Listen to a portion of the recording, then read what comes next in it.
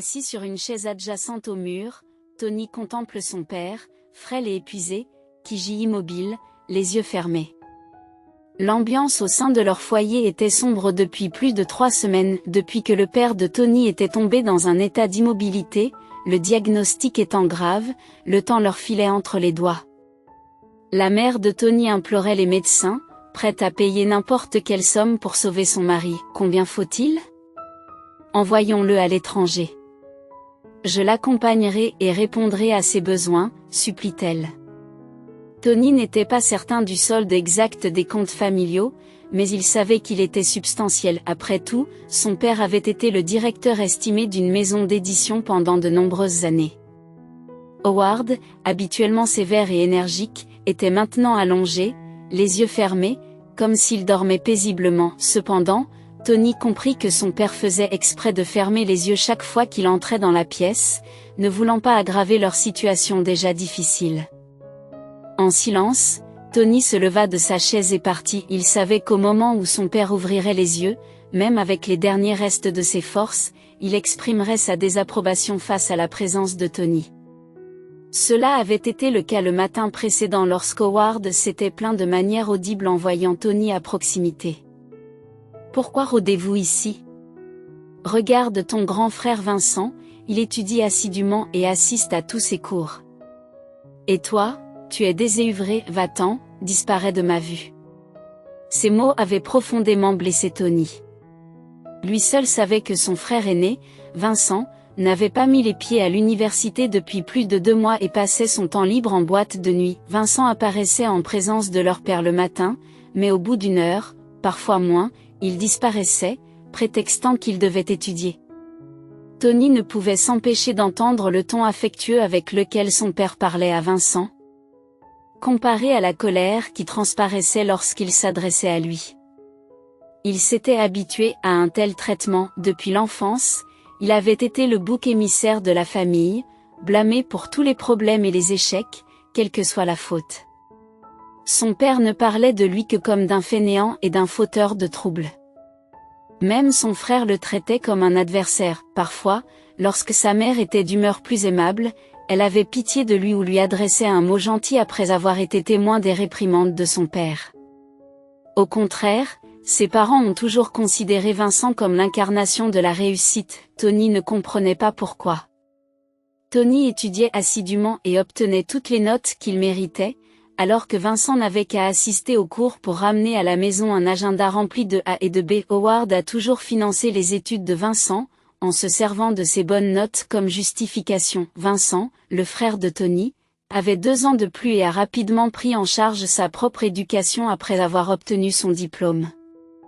En quelques semaines, il a obtenu une place dans l'une des meilleures universités de la ville, coïncidant avec la remise des diplômes de Tony. Leur père, dans un accès de colère, leur a sévèrement conseillé de ne plus compter sur leurs parents pour les soutenir et les a encouragés à travailler à la place. Il leur suggéra de s'inscrire dans un collège par correspondance s'ils en avaient l'intelligence. C'était également le projet initial de Tony, mais ses aspirations à une éducation plus poussée furent rapidement éclipsées dans les mois qui suivirent. La famille apprend la maladie d'Howard, et Tony doit mettre ses propres objectifs en veilleuse pour aider sa mère. Bien qu'il y ait assez d'argent pour engager une infirmière, son père refuse catégoriquement, insistant sur le fait que c'est à sa femme et à ses fils de s'occuper de lui, et non à des étrangers. La plupart du temps, c'est la femme d'Howard qui s'occupe de lui, Tony l'aidant souvent malgré le mécontentement et la colère du patient. Avec sa mère, Tony s'occupait des besoins de son père, il le lavait, changeait la literie, rangeait la chambre et apprenait même à lui faire des injections. En revanche, Vincent ne venait chaque jour que pour s'asseoir à côté de son père et lui tenir la main. Cependant, Tony a entendu à 2 reprises, depuis une autre pièce, que Vincent profitait de la bonne disposition de leur père. Il implorait l'aide de leur père en pleurant, affirmant que la voiture qu'on lui avait donnée à la fin de ses études n'était plus en bon état et qu'elle tombait constamment en panne. De plus, il a indiqué que des enfants de personnes haut placées étudiaient dans sa classe et arrivaient dans des voitures de luxe, certains même avec un chauffeur. Vincent se plaignit que, puisque leur père était alité et que sa propre voiture restait inutilisée dans le garage, il fallait lui donner la voiture pour maintenir le statut de leur famille. Tony n'a jamais entendu la réponse, mais lorsqu'il a vu Vincent conduire la voiture de leur père ce soir-là, il a su que son frère avait obtenu gain de cause. Une semaine plus tard, Tony était en train d'administrer une injection à leur père lorsque Vincent est entré dans la pièce et a brutalement demandé à Tony de partir, affirmant qu'il avait besoin de parler à leur père en privé. Bien que Tony ait quitté la pièce, il n'a pas pu résister à sa curiosité et a décidé d'écouter leur conversation. Tony ne comprenait pas pourquoi son frère, Vincent, avait besoin d'une grosse somme d'argent, d'autant plus qu'il avait entendu dire que Vincent avait abandonné l'université. Cependant, tout s'est mis en place lorsque Tony a entendu Vincent s'exclamer joyeusement au téléphone « Fais tes valises, on s'envole pour ces îles dès que je quitte la maison de mon père ». Vincent avait toujours rêvé de visiter ces îles. La présence de Tony passa inaperçue jusqu'à ce que Vincent réalise que son frère avait tout entendu. Vincent a rapidement rangé son téléphone, s'est approché de Tony et lui a demandé avec défi « Pourquoi me regardes-tu comme ça? J'ai le droit de prendre des vacances, et notre père n'hésite pas à les payer. La façon dont je dépense l'argent n'a pas d'importance, tant qu'il me profite. Alors, ne dis pas un mot, va changer ses couches. » Tony fut déconcerté par l'audace de son frère, d'autant plus que leur père était sur son lit de mort dans la pièce voisine. Vincent planifiait des vacances luxueuses avec son amant, alors que la vie de leur père était en jeu. Tony chuchota à Vincent pour lui faire part de son inquiétude, mais Vincent se contenta de sourire et assura à Tony qu'il serait de retour avant l'annonce du testament. Sa remarque insensible laissait entendre que si leur père décédait, Vincent aurait une plus grande part de l'héritage. Le lendemain, Vincent est parti, laissant Tony dans un état de confusion. Tony se rend compte que son frère ne se préoccupe pas vraiment de la santé de leur père. Toute la tristesse et les larmes dont ils avaient été témoins au chevet de leur père n'étaient qu'un acte visant à obtenir une plus grande part de l'héritage. Quelques jours après le départ de Vincent, leur père s'éteignit paisiblement dans la nuit, Tony à ses côtés. Tony sentit que ce moment resterait à jamais gravé dans sa mémoire lorsque son père ouvrit les yeux et le regarda avec amour et affection pour la première fois. Tony sentit que son père voulait lui dire quelque chose d'important. Mais il se tut après quelques respirations profondes. Tony sut que quelque chose de terrible s'était produit et avait réveillé sa mère, qui s'était beaucoup reposée sur les sédatifs ces derniers temps. Les jours qui suivirent furent remplis de sanglots, d'arrangements funéraires et de deuil. Tony ne quitta jamais sa mère. Tandis que Vincent continuait à profiter de ses loisirs au bord de la mer, sans prendre la peine de revenir pour l'enterrement. Il ne se rendit qu'une seule fois sur la tombe de son père, à cause de l'insistance de sa mère. La vie de Vincent n'a pas changé, et il prétend même avoir une plus grande liberté d'action, puisqu'il peut retirer de l'argent du coffre-fort sans être interrompu. L'accord de son père lui permet d'accéder librement à sa voiture, qu'il peut utiliser à sa guise.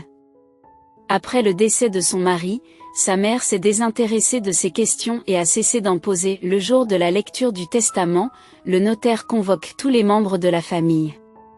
Vincent arrive avec un sourire en coin, apparemment au courant du contenu du testament. Tony n'avait pas de faux espoirs, mais ce qu'il découvrit chez le notaire dépassa toutes ses espérances. Les propriétés et les biens de leur père étaient complètement divisés. De l'avis de Tony, c'était injuste. La maison dans laquelle ils résidaient tous, ainsi que l'entretien mensuel, était léguée à sa femme pour la durée de sa vie. Tony est entièrement d'accord avec cette partie du testament. La responsabilité de la gestion de tous les comptes, des entreprises, des multiples voitures et d'un spacieux appartement au centre-ville fut confiée à Vincent, son fils aîné. Lorsque vint le tour de Tony, tout le monde attendit anxieusement, s'attendant à ce qu'il ne reste rien pour lui. Un silence tendu s'installa dans la pièce lorsque Tony entendit le rire de son frère. Le notaire ajusta ses lunettes de luxe, à voix basse, poursuivit sa lecture, révélant que leur père avait laissé quelque chose à Tony. Il lui avait laissé une écurie avec un petit cottage situé loin de la ville, ainsi qu'une somme d'argent substantielle sur son compte, suffisante pour lui permettre de commencer une vie indépendante. Tony fut incrédule lorsqu'il entendit le montant que son père lui avait laissé.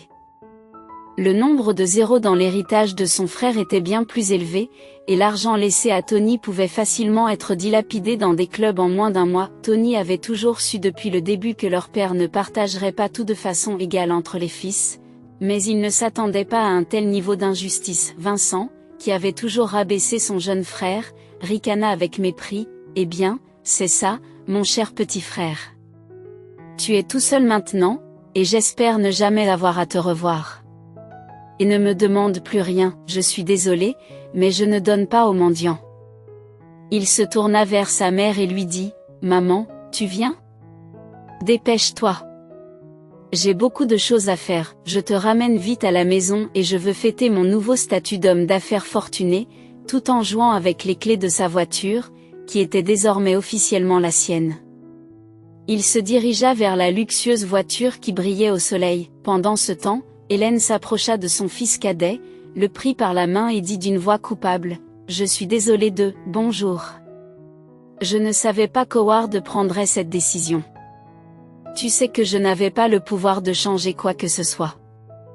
Nous savons tous les deux à quel point ton père était têtu. » Le jeune homme prend sa mère dans ses bras et lui répond doucement, « Ça va aller, maman, tout ira bien. Ce n'est pas une question d'argent, je trouverai un moyen. Prends soin de toi et je t'appellerai quand j'arriverai pour que Vincent ne soit pas contrarié. » Hélène se dirigea vers la voiture tandis que Tony restait debout sous le porche de l'étude du notaire, nourrissant du ressentiment envers son père, Vincent, et le monde dans son ensemble. Il ne comprenait pas pourquoi son père avait une attitude si négative à son égard depuis son enfance jusqu'à ces derniers jours, surtout quand les deux frères avaient grandi dans la même famille. Aujourd'hui, l'un des frères avait hérité de tout, tandis que l'autre se retrouvait avec une maison délabrée au milieu de nulle part. Tony ne doutait pas une seconde que c'était à cela que ressemblait l'héritage de son père. Après tout, Howard avait acquis cette écurie par hasard et ne l'avait visitée que quelques fois au cours des 2 premières années suivant l'achat. Pendant cette période, son père était passionné par les chevaux et se vantait d'avoir acheté un nouveau cheval de course. Cependant, son intérêt n'a pas duré longtemps, car les affaires ont pris le dessus et sa santé a commencé à décliner. Tony ne se souvenait même plus de la dernière fois que son père avait visité l'écurie, et maintenant il était tenu par le testament de son père de rassembler ses affaires qui pouvaient tenir dans un seul sac de voyage, de quitter sa maison et de se rendre à l'adresse spécifiée dans le testament. Après avoir acheté un billet de bus, Tony s'installa sur la banquette arrière et se plongea dans ses pensées mélancoliques. 3 heures plus tard, le chauffeur annonça leur arrivée et déposa Tony dans la rue principale du village. En jetant un coup d'œil autour de lui, Tony réalisa rapidement que ses espoirs de trouver un emploi dans cette région s'étaient envolés instantanément. Le village entier consistait en une seule rue centrale, avec pas plus de 20, peut-être 25 maisons, toutes distinctes les unes des autres. Certaines avaient des couches de peinture fraîche et des jardins potagers bien entretenus, tandis que d'autres étaient ternes et délabrées, comme si elles avaient enduré une vie difficile. Tony ajusta son sac sur son épaule et se mit en quête de sa propre maison, située en périphérie et à l'écart de la rue principale. Il aperçut quelque chose qui ressemblait à une maison et comprit rapidement qu'il s'agissait de sa propriété, uniquement à cause de l'écurie voisine et de sa clôture envahie par la végétation. Il n'y avait même pas de portail devant la maison elle-même. Elle gisait sur l'herbe, engloutie par les mauvaises herbes. Tony dut se frayer un chemin à travers la végétation envahissante pour accéder à sa propre propriété. Alors que Tony s'approchait du porche, rappelant un chemin difficile à travers un épais fourré, les souvenirs des paroles de son père envahirent son esprit. C'était à ce moment crucial, juste après que Tony ait terminé sa scolarité, que son père lui avait transmis sa sagesse. « Retrousse tes manches et trouve-toi un travail », avait ordonné son père, avec un avertissement insaisissable, « Deviens chargeur ou garçon d'écurie. Embrasse une vie de pelletage de fumier. Tu ne peux pas compter sur moi ou sur ta mère. J'ai réussi par moi-même, et tu réussiras aussi. Si tu le peux, tu dois apprendre à te débrouiller seul. » Debout devant la maison d'écurie délabrée, Tony réalisa la nature prophétique des paroles de son père. Lâchant un soupir mélancolique, le jeune homme s'assit à contre-séhur sur la marche brisée du porche, le cœur rempli de peur et d'incertitude. Cette peur ne visait pas une personne ou une chose en particulier. Tony ne pouvait tout simplement pas imaginer ce qui l'attendait à l'intérieur de cette cabane usée, avec sa porte de travers, sa fenêtre brisée et son toit en lambeaux. Désireux de retarder sa rencontre avec l'inconnu, Tony décida d'explorer d'abord l'écurie, laissant son sac sous le porche. Alors qu'il s'approchait du coin de la structure grise, le son d'un cheval hennissant parvint à ses oreilles. Au début, Tony crut que ses sens lui jouaient des tours, mais lorsqu'il ouvrit la lourde porte, il fut accueilli par la vue d'un magnifique cheval noir. Le cheval se tenait gracieusement dans l'un des enclos bien entretenus, le seul à montrer des signes d'ordre au milieu du chaos. Perplexe, Tony fut tiré de ses pensées lorsqu'il entendit un cheval tousser derrière lui. En se retournant, il vit un homme qui boitait de façon prononcée et qui se dirigeait lentement vers lui. « Salutations », dit l'homme d'un ton bourru.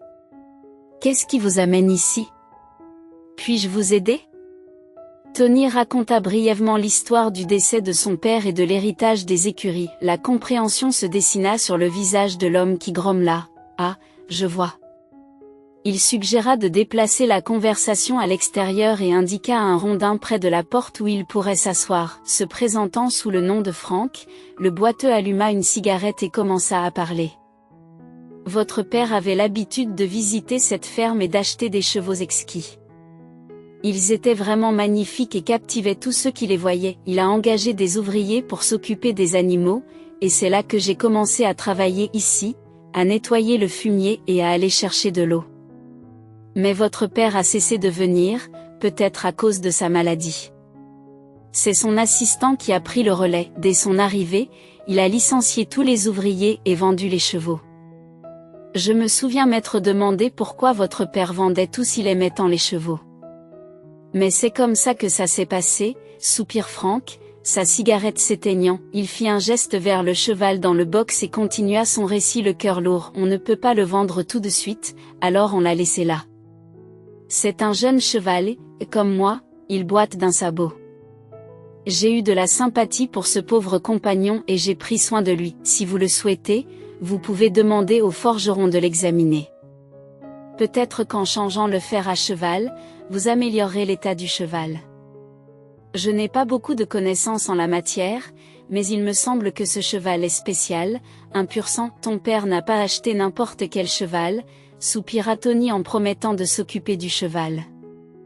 En réalité, le cheval était le cadet de ses soucis, car il ne savait pas comment il allait survivre. Il n'avait pas d'argent, pas de travail, et sa maison avait été saccagée et laissée en ruine. Il n'avait nulle part où retourner.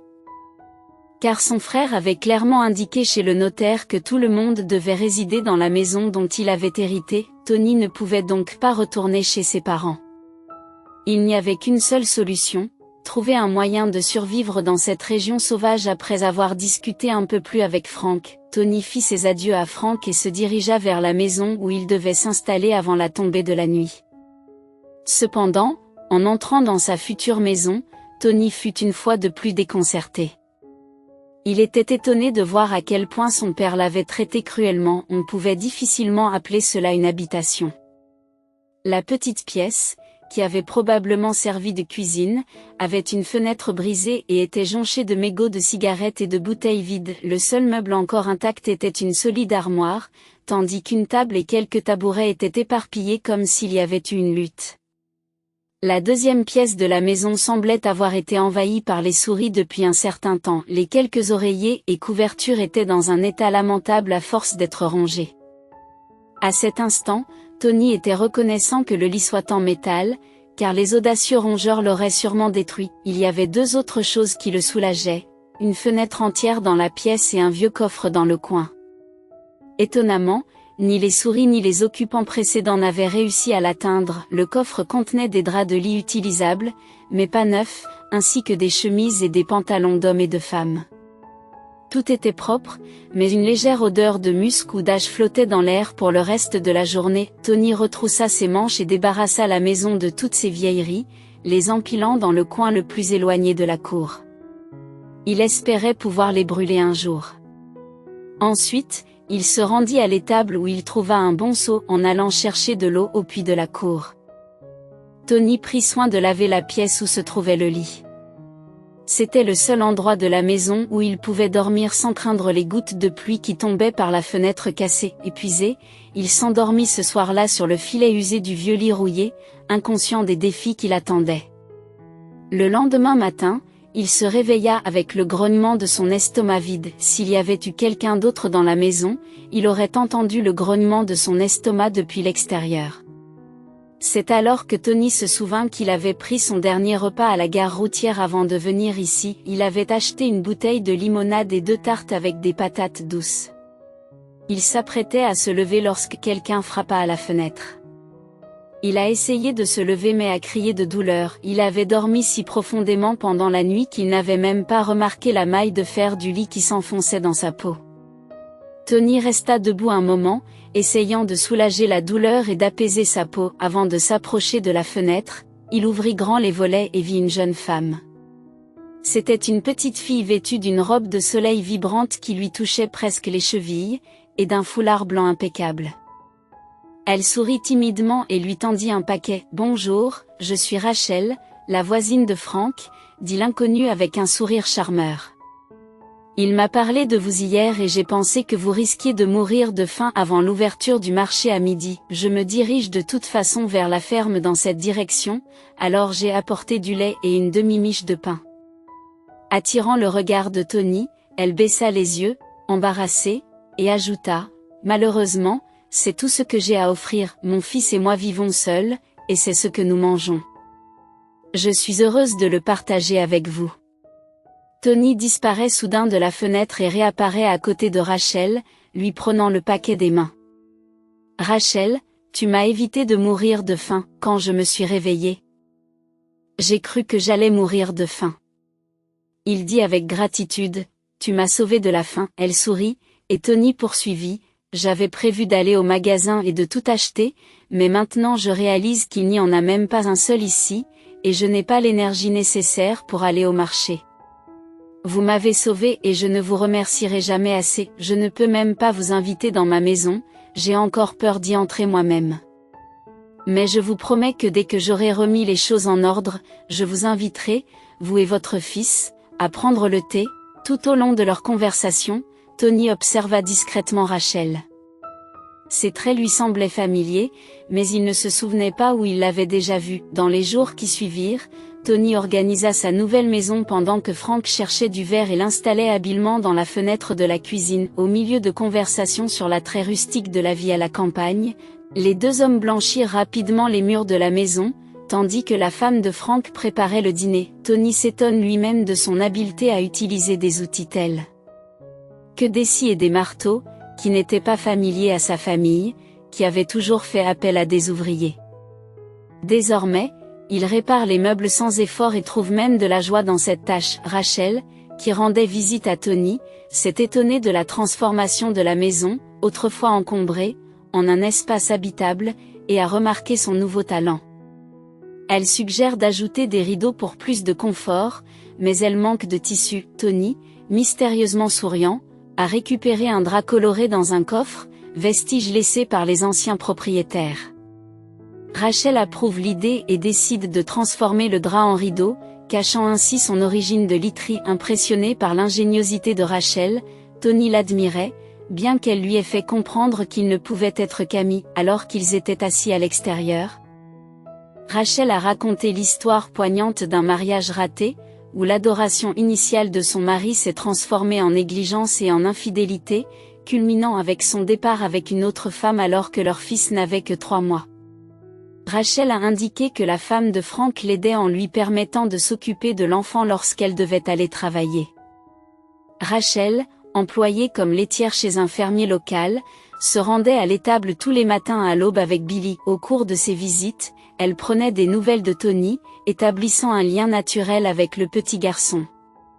Tony apprécie la rencontre avec Rachel, leur communication s'établit sans difficulté. Rachel partageait souvent des conseils de jardinage, expliquant comment et pourquoi s'occuper des plantes.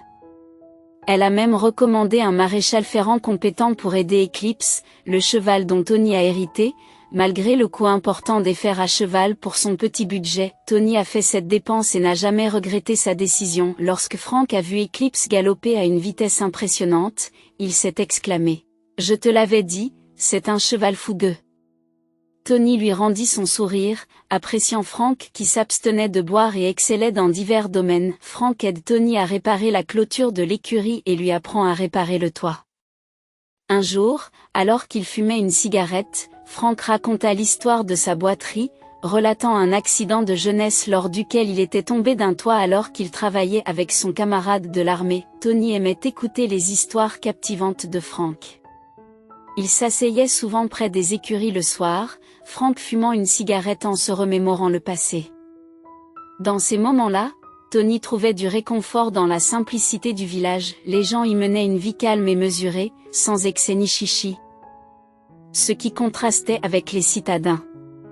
Tony était satisfait de sa maison progressivement améliorée et réalisa que son ressentiment à l'égard de son frère s'était estompé. Il tint sa promesse d'appeler sa mère, Hélène, qui s'était inquiétée pour Vincent lors de leur dernière conversation. « Oh, Tony, je suis inquiète pour ton frère. Il a complètement abandonné ses études et ne veut pas travailler non plus, confie Hélène. Il a hérité de l'entreprise de son père et compte maintenant sur les intérêts qu'elle génère.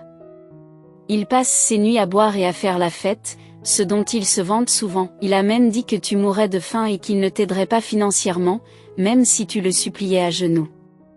Mais ne t'inquiète pas, maman, dit Tony joyeusement.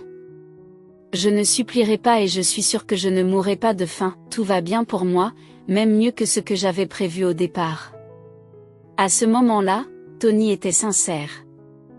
Il se sentait vraiment bien et à l'aise, même si le manque d'opportunités de travail l'attristait. Cependant, il était optimiste et pensait que les choses allaient changer, ce qui ne tarda pas à se produire. Ce jour-là, bien qu'il soit tôt le matin, Tony s'occupait déjà de sa première récolte dans le potager. Rachel entra précipitamment dans le portail et agita un morceau de papier, débordant d'excitation. « Tony, regarde ce que j'ai trouvé, je suis allé chez le chef de notre fermier pour récupérer son paiement, et je suis tombé sur ce dépliant qui traînait. Lis-le vite, c'est une opportunité pour toi et Eclipse. » Tony prit le tract, représentant un troupeau de chevaux au centre et une annonce en dessous, indiquant qu'un concours hippique avait lieu dans la ville voisine. Les exigences étaient minimes, mais le grand prix était substantiel. Après avoir lu les détails, Tony sourit et passa la feuille à Rachel. Il y aura probablement des chevaux de race pure qui seront présentés, et notre Eclipse est aussi de race pure. Malgré les tentatives de Rachel pour le persuader du contraire, Tony fit un signe de la main, déposa le dépliant sous le porche et y laissa une bouteille de lait. En se retournant, elle disparut derrière le portail, aussi rapidement qu'elle était apparue. Tony retourna à son travail, mais l'idée du concours hippique persistait dans son esprit. Les prix étaient importants, surtout pour leur village, et même s'il n'était pas entièrement convaincu de son propre succès, Tony décida de tenter sa chance. Les souvenirs des paroles de Frank sur le fait que son père n'achetait que des chevaux de pure race, ce qui signifiait qu'Eclipse pouvait également être de pure race, occupèrent les pensées de Tony pendant les jours qui précédèrent l'exposition. Il prépara méticuleusement le cheval, et Frank lui donna volontiers un coup de main. Le jour dit, il se tenait aux côtés des autres participants, rempli d'impatience. La compétition est féroce, les chevaux étant tous plus beaux les uns que les autres. À chaque étape, les participants doivent démontrer les plus belles qualités de leur cheval. De manière surprenante, Eclipse a réussi à conquérir le cœur de presque tous les juges. Tony a été stupéfait lorsque son cheval bien-aimé a été déclaré vainqueur à la fin. Après la cérémonie, un vieil homme distingué aux cheveux argentés s'est approché de Tony et a délicatement caressé Eclipse, le splendide cheval qui avait remporté le prix. Il parla d'un air pensif, admirant sa beauté. « Vous savez, cette race est exceptionnellement rare, et seule une poignée d'entre eux ont été importés dans notre pays depuis l'étranger. Un tel cheval a une grande valeur. Croyez-moi, est-ce que vous envisageriez de le vendre ?» Lorsque l'homme indiqua le montant qu'il était prêt à payer pour Eclipse, Tony réalisa que son père ne l'avait pas entièrement privé d'héritage, comme il l'avait cru. Le cheval avait déjà rapporté une somme d'argent substantielle et avait le potentiel de continuer à le faire. Tony réfléchissait tandis que l'homme continuait à caresser Eclipse. Finalement, le jeune homme répondit résolument, « Non, je ne vendrai pas le cheval. Il m'a été transmis, et il a une valeur sentimentale en tant que souvenir de mon père. » Dans son esprit, Tony envisage déjà d'emmener Eclipse à de futurs tournois. Après tout, après avoir gagné une fois un prix aussi prestigieux, pourquoi ne pas retenter sa chance?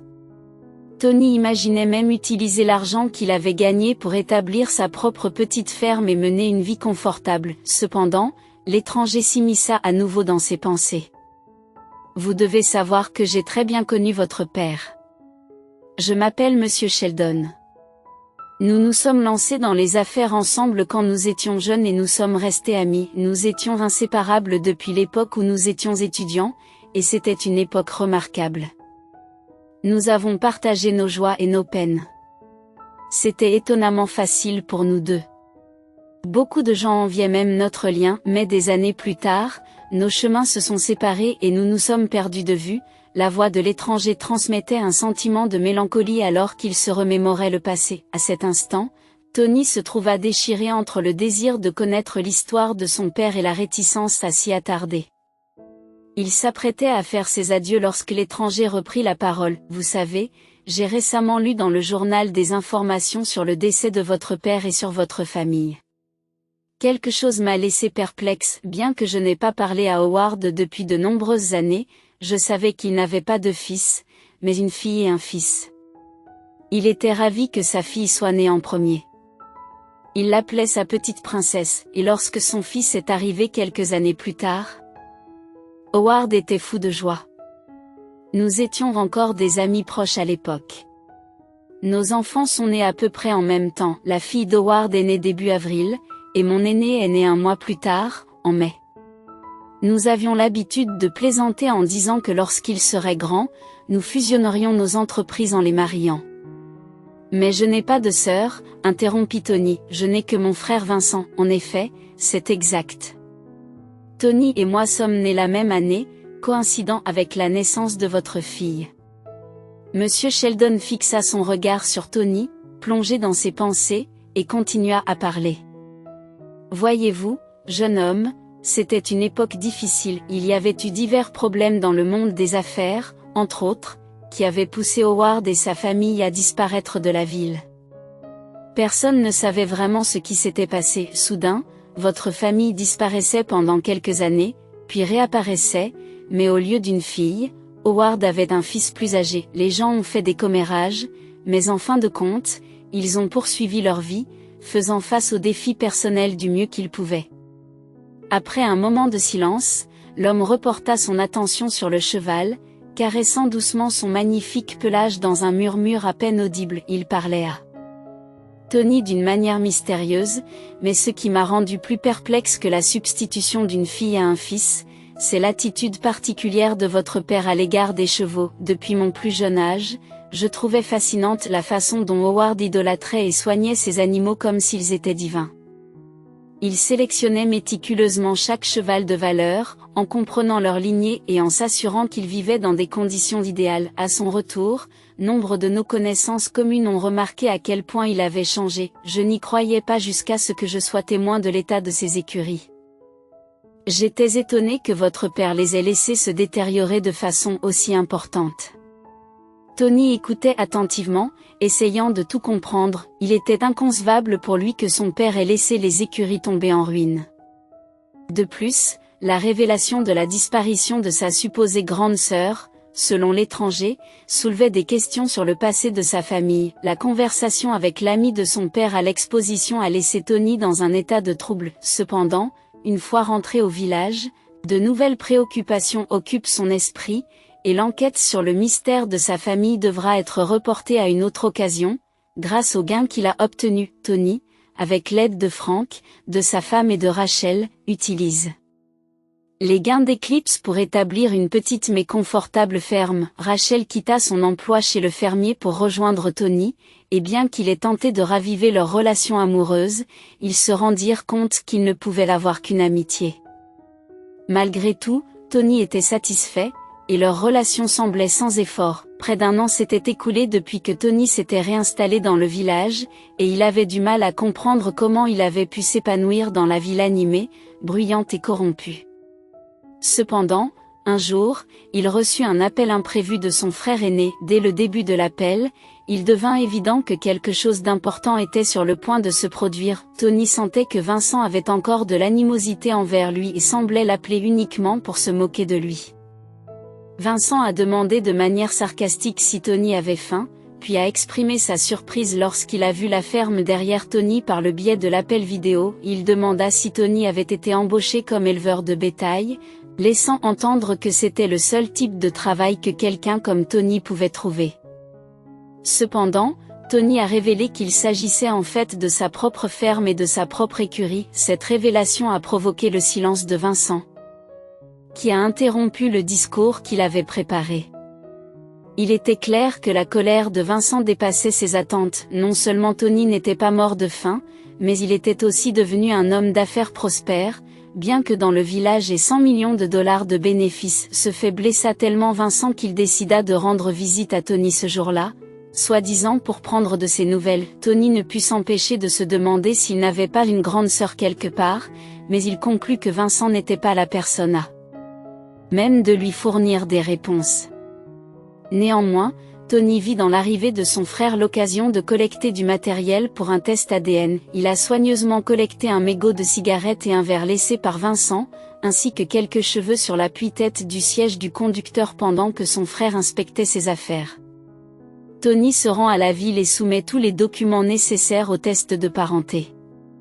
Il attendit anxieusement les résultats, ressentant un mélange d'excitation et d'agonie. Tony n'avait aucune idée de ce que le test révélerait, mais il était certain qu'il y avait une sorte de mystère autour de leur relation. Lorsque les résultats du test ADN sont arrivés, ils ont montré que Tony et Vincent étaient de parfaits étrangers l'un pour l'autre, sans aucun lien de parenté. Assis sur un banc devant la clinique, Tony fixait le document, ne sachant que faire. Il était évident qu'un plan calculé était en jeu, mais Tony savait qu'il ne pourrait pas le résoudre seul. Il rangea soigneusement la feuille de résultats dans sa poche intérieure et se dirigea vers le poste de police le plus proche. Tony raconta son histoire à l'enquêteur, qui l'écouta attentivement et lui conseilla de faire une déclaration détaillée. À ce moment-là, Tony ne croyait guère que son affaire serait prise au sérieux. Il pensait qu'elle serait probablement classée et oubliée, mais à sa grande surprise, quelques jours plus tard, il est convoqué au commissariat et conduit dans le bureau de l'enquêteur. Vincent était assis et l'attendait. Tony était visiblement anxieux, son assurance vacillait.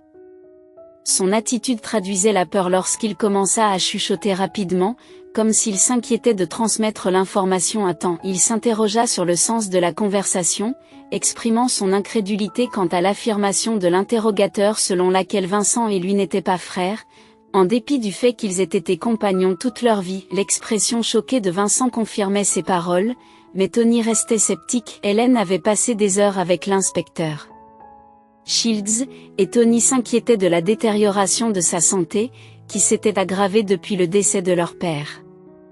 Lorsqu'elle sortit enfin du bureau de l'enquêteur, elle avait un air alarmant. On aurait dit qu'elle avait vieilli d'une décennie, avec son dos voûté, ses yeux rougis par les pleurs et son regard vide. Ignorant ses fils, elle sortit du couloir en titubant. Tony observa la scène avec inquiétude avant d'être invité à entrer dans le bureau. Inspecteur Poe Shields, à votre service, salua le policier en faisant signe à Tony de s'asseoir. Vous n'avez aucune idée de ce qui s'est passé. Vos prétendus parents ne sont pas vos parents biologiques. Au contraire, cette famille travaillait comme domestique pour vos vrais parents, et ces criminels ont planifié de longue date leur tromperie, poussés par l'envie de leur richesse. Le détective récupéra un magnétophone et le tendit à Tony, l'incitant à l'écouter lui-même. Ici, vous pouvez entendre la confession complète de votre soi-disant mère, qui craint de passer sa vie derrière les barreaux. Alors que l'inspecteur Shields s'affairait à ranger des dossiers dans une armoire contre le mur, Tony écoutait, incrédule. Une voix de femme familière émanait du dictaphone, prononçant des mots familiers. À l'époque, mon mari et moi étions en train de réfléchir. Avoua-t-elle. Pourquoi possède-t-il tout alors que nous n'avons rien? Howard a donc élaboré un plan. Il est rusé. Chaque fois que les propriétaires se déplaçaient, il lui demandait de les conduire. Cette fois-ci, au petit déjeuner, il m'a donné une poudre à mettre dans leur thé. Il m'a demandé d'être prêt quelques heures après leur départ. Lorsqu'il est revenu, il était agité et nerveux. Il m'a demandé de rassembler rapidement tous les enfants. Il n'était que 3 dans la maison, leur fille, leur fils et Vincent, et il m'a déconseillé de poser des questions inutiles. J'ai suivi ses ordres et nous nous sommes retrouvés dans un hôtel isolé, loin de notre ancienne ville de résidence. Verdé m'a informé que nos anciens propriétaires n'existaient plus et que nous prenions leur place. Cependant, cela demande encore beaucoup d'efforts en termes d'apparence et d'âge, nous leur ressemblons un peu, mais les esthéticiennes et les chirurgiens plasticiens ont fait quelques retouches. L'enregistrement s'est brusquement arrêté à mi-chemin, et dans le silence qui a suivi, la voix de l'enquêteur a émergé de l'arrière. Bon sang, il n'y a plus d'énergie. Elle parle de leur crime depuis si longtemps, laissez-moi le recharger. Et si je vous versais un peu de thé ?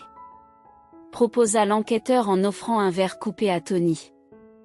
Asseyez-vous plus près et écoutez-la pendant qu'elle est branchée sur la prise. L'inspecteur Shields se remit alors à parcourir les documents dans l'armoire, tandis que Tony écoutait attentivement. De plus, Howard avait méticuleusement tout planifié à l'avance.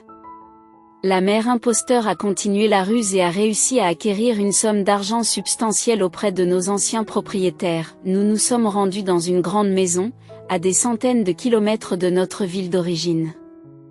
Howard nous a dit que nous devions attendre un certain temps. Au cours de notre voyage, nous sommes tombés sur l'orphelinat d'un village situé sur le chemin. Mon mari pensait que nous ne pouvions pas nous débarrasser des 2 enfants en même temps, car cela éveillerait les soupçons. Il a donc imaginé une histoire dans laquelle nous étions en voyage et notre fille est décédée tragiquement. Pour combler le vide de mon chagrin maternel, nous avons soi-disant adopté un garçon à notre retour. Au fil du temps, nous n'avons rencontré aucune difficulté à interagir avec nos connaissances, car nous étions là depuis de nombreuses années et nous connaissions bien les coutumes et les préférences de nos hôtes. Howard s'est parfaitement adapté à son nouveau rôle et s'est fondu dans l'image de l'hôte, ce qui nous a permis de vivre de cette manière. Si ce n'était la voix du dictaphone qui soupirait et se taisait, l'inspecteur Shields s'approchait de la table et appuyait sur le bouton d'arrêt. Tapotant l'épaule de Tony, il lui dit avec empathie, « Tiens bon, je comprends que découvrir que les personnes que vous croyez être vos parents ne sont pas réellement vos parents, mais plutôt des meurtriers, soit incroyablement difficile. Cependant, la chose la plus importante est que tu as appris que tu as une sœur. » Tony, qui avait été quelque peu étourdi, semble retrouver son calme et lève les yeux vers l'inspecteur Shields. Il l'implore, « Aidez-moi à la retrouver, s'il vous plaît. Après tout, c'est la seule personne au monde qui compte vraiment pour moi. » Alors qu'il contemplait le bureau de l'enquêteur, Tony réalisa qu'un peu plus de 2 semaines s'étaient écoulées. Il n'avait pas vu son frère pendant tout ce temps. Un matin, Tony et Frank étaient occupés à nettoyer l'écurie lorsque l'inspecteur Shields se présenta à l'improviste sur le pas de la porte. Saluant tout le monde joyeusement, il avait de bonnes nouvelles pour Tony. « Pourquoi ne pas faire du thé, et je vais partager tout ce que j'ai découvert au sujet de votre sœur, » proposa-t-il. La fourche de Tony faillit lui échapper, craignant le pire pour sa sœur et ses parents. Cependant, en observant le comportement optimiste du policier, il commença à se détendre. Tony mit son outil de côté et invita le détective à entrer dans la maison. La sœur de Tony avait été adoptée par un couple sans enfant il y a quelques années, après un séjour dans un orphelinat pour éviter les rumeurs inutiles. La famille s'était installée à la campagne, à 2 villages de Tony. Tout excité, Tony demanda, « Est-elle encore en vie? Habite-t-elle toujours là-bas? Je veux aller la voir immédiatement. » Le policier glousse, pose une main rassurante sur l'épaule de Tony et l'invitait à se calmer. Il ajouta d'un ton badin, « Inutile de vous précipiter. Votre sœur est vivante. Malheureusement, ses parents sont décédés, et elle a déménagé. Mais tu ne croiras pas où. » Curieux, Tony le regarda, et le détective lui communiqua peu à peu l'information. À ce moment-là, la porte de la cuisine s'ouvrit, et une Rachel radieuse apparut. J'aimerais vous la présenter, dit l'inspecteur Shields. C'est ta vraie sœur. Rachel sourit, et Tony eut l'impression d'être dans un rêve. Le bonheur semblait surréaliste mais authentique. Le trio passa un long moment dans la cuisine, discutant de tout ce qu'ils avaient appris. Alors qu'ils s'apprêtaient à partir, l'inspecteur Shields proposa à Rachel de la raccompagner chez elle. Tony leur fit ses adieux, ayant du mal à dormir cette nuit-là à cause de la quantité écrasante d'informations. Il se rendit compte qu'il avait désormais une sœur et un charmant neveu. À partir de ce jour, Tony remarqua que Paul se rendait fréquemment dans leur village. Après le travail, il dînait souvent chez Tony. Un jour, Paul arriva sur le pas de la porte avec un énorme bouquet de fleurs, s'adressant nerveusement à Tony. « Voilà ce qui se passe, je suis tombé amoureux et je veux épouser Rachel. » Elle a déjà donné son accord. Tony arborait une expression sérieuse, luttant pour retenir un sourire.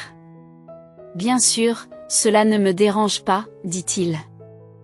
Mais comme le veut la tradition, c'est aux aînés de la famille qu'il incombe de donner la priorité à leur vie privée. » Sur ces mots, il s'approcha de la femme qui se tenait près de la cuisinière, l'enlaça et lui murmura doucement, « Qui est Y, accepteras-tu d'être ma femme ?» Tony était profondément amoureux de Daniel, une vétérinaire qui examinait Eclipse, son cheval, depuis 3 mois. Il prenait un soin méticuleux de son cheval, qu'il considérait comme un symbole de bonheur. C'est grâce à Eclipse qu'il avait rencontré Daniel. Pendant tout ce temps, Tony avait envisagé de demander Daniel en mariage, mais la peur l'en avait empêché. Maintenant, il pensait que le moment parfait était arrivé. Ce soir-là, dans leur cuisine confortable, la petite maison respirait la chaleur. 1 mois plus tard, ils ont célébré une joyeuse cérémonie de mariage au village. Après le mariage, tout le monde décida de rester au village et d'y élire domicile. Tony reçut l'héritage qui avait été indûment pris par Vincent et sa mère. Plutôt que de retourner en ville, Tony décide de tout vendre et d'agrandir sa ferme, dont il partage la moitié avec sa sœur. Il découvre au fil de ses investigations que sa mère, célibataire, s'est installée chez Vincent, qui, désormais sans argent, vit de petits boulots et de beuveries. Néanmoins, Tony ne s'intéresse pas à cet aspect de son passé. Il était devenu l'homme le plus heureux du monde, chérissant sa sœur, adorant sa femme, et attendant avec impatience l'arrivée de leur enfant. Pour tout cela, il était éternellement reconnaissant à Eclipse.